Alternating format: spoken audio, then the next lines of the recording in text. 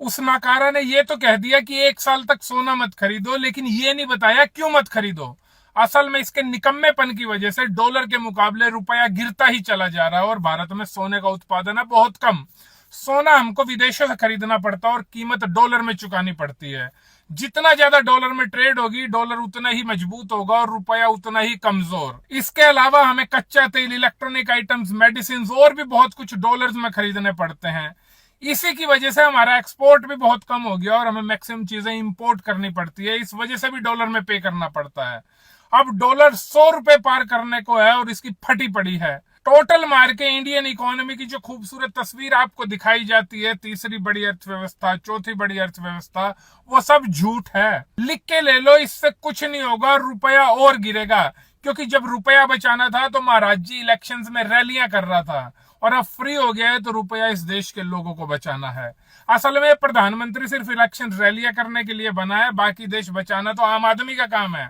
जब पूरी दुनिया के देश तैयारी कर रहे थे तब ये अपने आंट भक्तों था उन देशों का मजाक उड़वा रहा था।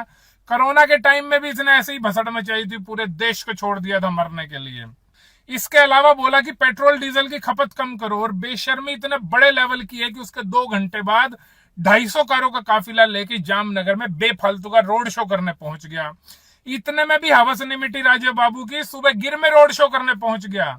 ये राजा बाबू तो ऐसे ही बड़े बड़े कन्वॉय लेके घूमेगा, प्राइवेट जेट में घूमेगा, बसों में अपनी रैलियों के लिए भीड़ इकट्ठा करेगा, लेकिन पेट्रोल डीजल की खपत आम आदमी कम करेगा। इतना नकारा और निर्लज हेड ऑफ स्टेट पूरी दुनिया में कहीं नहीं होगा।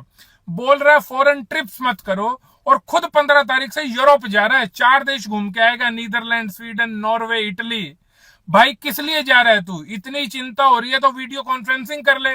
वैसे भी पूरी पृथ्वी का 2-2 बार चक्कर लगाने के बाद भी इस देश में इन्वेस्टमेंट तो घंटा भी नहीं आई है, तो कम से कम ये खर्चा कम कर ले, कुछ तो इनिशिएटिव दिखा इस देश को।